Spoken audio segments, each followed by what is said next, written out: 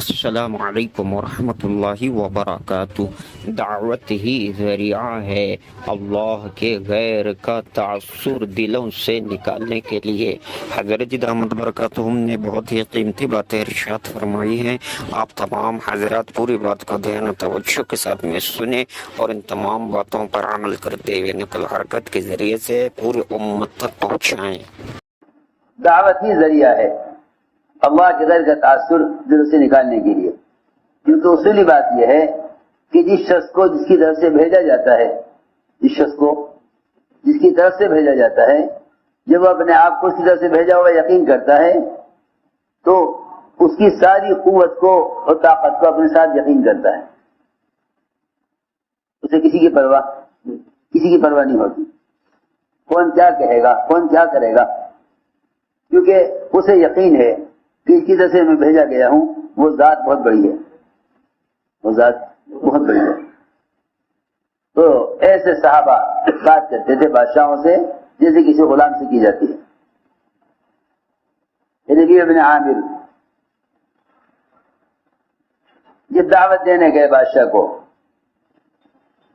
ہر بات کے جواب میں کہتے ہیں کہ نہیں، ہمیں جا کے براہ راست بات کرنی ہے بادشاہ سے۔ وہ کہتے کہ ترجمان درمیان میں بات ہوگا، کہ نہیں، کوئی ترجمان نہیں ہوگا، ہم براہ راست بات کریں گے۔ بادشاہ کے تخت پر بیٹھ کر اس طرح بات کی کہ بادشاہ نے سرداروں سے کہا اس فقیر نے ہمارے ملک پر قبضہ کر لیا، اس فقیر نے ہمارے ملک پر قبضہ کر لیا۔ بادشاہ نے کہا سرداروں سے اپنے، اس فقیر نے ہمارے ملک پر قبضہ کر لیا، زمین کا وہ حصہ جو ہمارے تخت کے نیچے ہے اس کا بھی یہ مالک بن چکا ہے۔ لوگوں نے کہا بادشاہ سلامت، آپ کیا بات کر رہے دیوانوں کی، کہ نہیں، آپ اس دیوانے کی بات میں کہاں آ گئے، کہ نہیں، دیوانہ یہ نہیں ہے، تم سب دیوانے ہو، دیکھتے نہیں اس فقیر کی بات میں کتنی قوت ہے، فقیر کی بات میں کتنی قوت ہے۔ میں آپ لوگوں سے صراحتاً کہہ دیتا ہوں کھل کر، اس زمانے میں کام کرنے والا خیال یہ ہے کہ صرف یہ دعوت کی تبلیغ کی نقل و حرکت اور چلت پھرت یہی کافی نہیں ہے، کیونکہ بھائی صاف بات یہ ہے کہ اب ہم کام کرنے والے ادھر ادھر کے لوگوں کی باتوں سے متاثر ہونے لگے ہیں، حالانکہ اس کام کا امتیاز ہی نقل و حرکت اور خروج ہے۔ دعوت کا تو کوئی تصور ہی نہیں ہے نقل و حرکت کے بغیر۔ مجھے ایک صاحب کہنے لگے ابھی حج کے سفر میں کہ پھرنا اصل نہیں، اصل تو دین ہے۔ لیکن دیکھو بات یہ ہے کہ پھرنے اور نقل و حرکت کے بغیر نبوت والے کام کا کوئی تصور نہیں ہے۔ یہ صالحین کا کام تو ہو سکتا ہے کہ تم کسی کونے بیٹھ کے عبادت کر لو، جو تمہارے پاس آئے اس بات میں نصیحت کر دو، یہ صلح کا کام تو ہو سکتا ہے، لیکن دعوت کا کام تو نقل و حرکت کے بغیر، دعوت کا تو کوئی تصور ہی نہیں ہے نقل و حرکت کے بغیر۔ دعوت کا تو کوئی، اس کام کا امتیازی خروج ہے، اس کام کا امتیازی خروج ہے۔ نقل و حرکت اللہ کے امر کی وجہ سے ہے۔ اللہ نے صاف فرما دیا انفروا خفافا وثقالا، نکلو اللہ کے راستے میں، تم ہلکے ہو یا بھاری ہو۔ میں نے عرض کیا کہ دعوت کی وجہ سے اور نقل و حرکت کی وجہ سے اللہ رب العزت داعی کے اندر وہ قوت پیدا فرماتے ہیں جس سے وہ باطل کے کسی مقابلے کا یا باطل کی کسی اقدام کا یا باطل کے اسلام کی کسی حکم کے مقابلے میں آنے کی کوئی پرواہ نہیں کرتا، کیونکہ اس کو یقین ہے کہ جس بڑی ذات کی طرف بلا رہا ہوں یہ سب رکاوٹ ڈالنے والے اس کے بندے ہیں، رکاوٹ ڈالنے والے سب اس کے بندے ہیں۔ یہ اللہ کا غیر نہیں ہے جو دین پر غالب آ جاوے، یہ اللہ کا غیر، یہ یعنی یہ دین پر غالب نہیں آ سکتے. کیوں؟ اس لیے کہ یہ اللہ کے بندے ہیں. اللہ کے عمل پر کوئی غالب نہیں آ سکتا. اللہ کے عمل پر کوئی غالب نہیں آ سکتا. کہ اللہ کے عمل پر کوئی غالب نہیں آ سکتا. اللہ اپنے عمل پر غالب ہے. اللہ اپنے عمل پر غالب ہے. میرے دوستو عزیزو، بات اصل یہ ہے کہ خروج اور نقل و حرکت یہ اصل دعوت ہے. یہ اصل دعوت ہے. لوگ یہ کہتے ہیں کہ پھرنا اصل نہیں ہے. اصل تو دین ہے. وہ دین کسی بھی ذریعے سے آ جائے. وہ دین کسی بھی ذریعے سے آ جائے. پھرنا اصل نہیں، دین اصل ہے. دین کسی بھی ذریعے سے آ جائے، یہ خیال غلط خیال ہے. بلکہ انبیاء علیہ السلام کی اور صحابہ کرام کی کا اصل کام یہ تھا، یعنی دین کے قائم ہونے کا یقین دعوت سے کرتے تھے.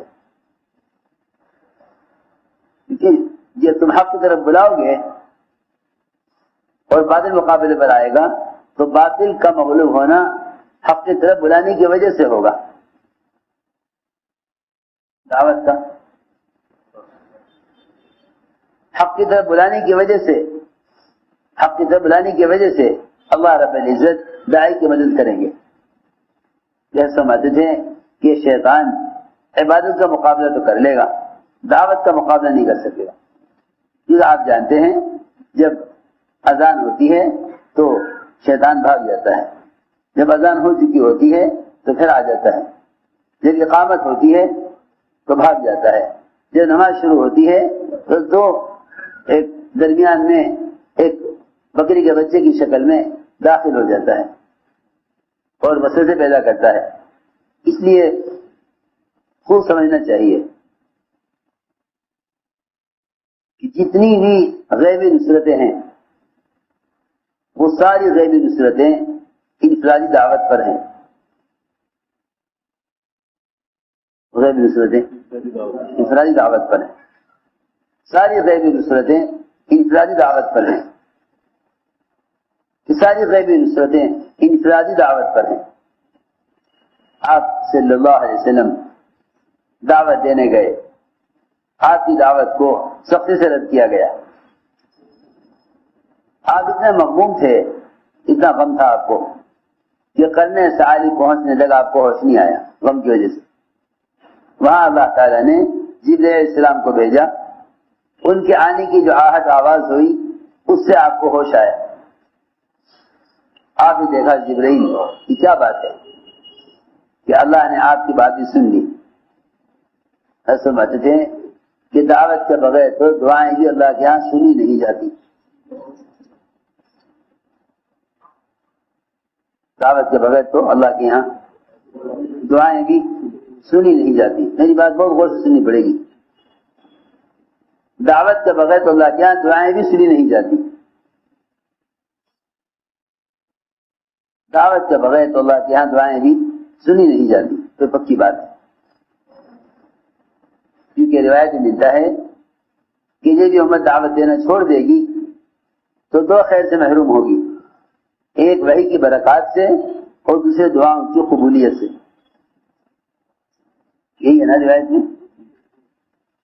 جو دعوت دینا چھوڑ دے گی تو وحی کی برکات سے اور دعاؤں کی قبولیت سے محروم کر دی جائے گی. اگر نیک لوگوں سے دعا کرائیں گے یہ تو نیک لوگوں کی دعاؤں میں ان کا حق نہیں رہے گا. نیک لوگوں کی دعا میں ان کا حق نہیں رہے گا.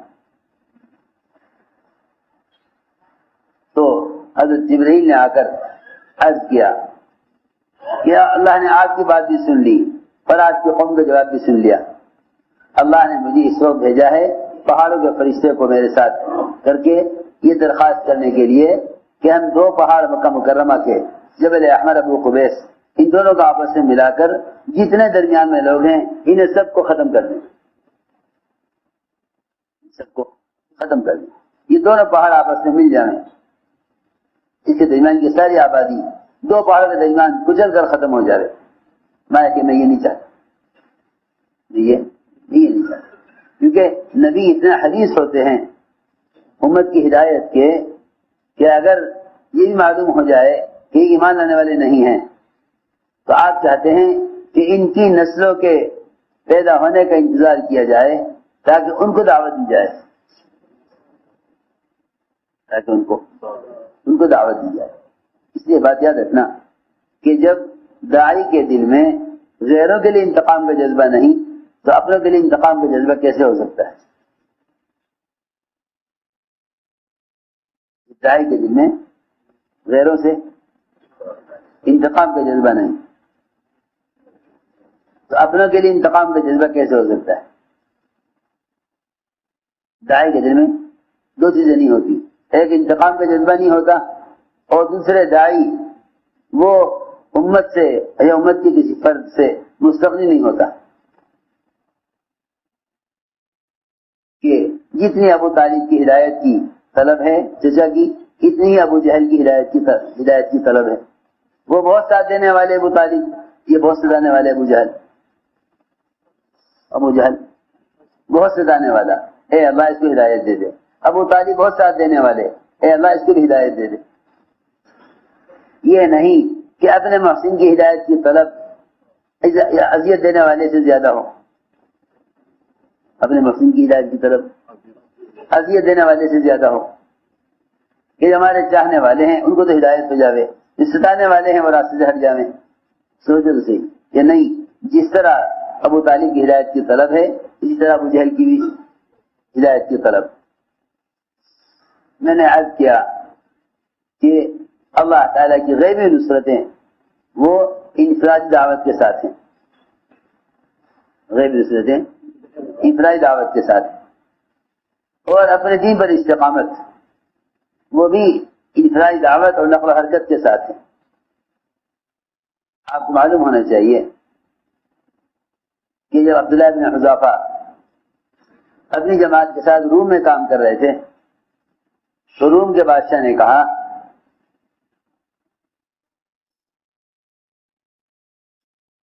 کہ آپ نصرانی ہو جائیے, آپ نصرانی ہو جائیے, اگر آپ نصرانی ہو جائیں گے ہم آپ کو آدھا ملک دے دیں گے, اپنا آدھا ملک, کہ آپ نصرانی ہو جائیے.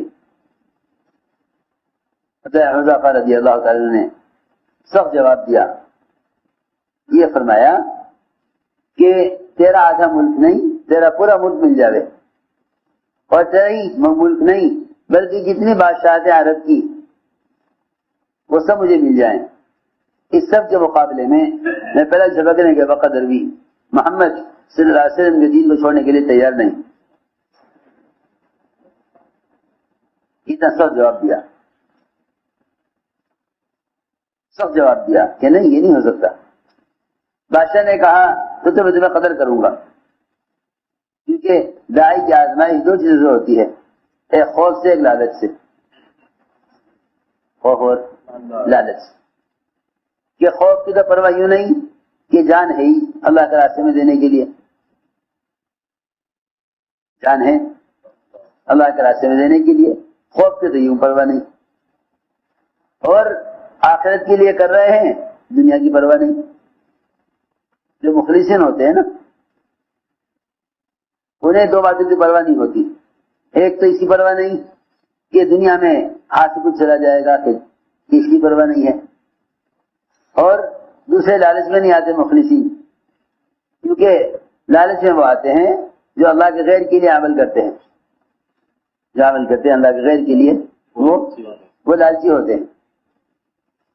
منافقین لالچی ہوتے تھے,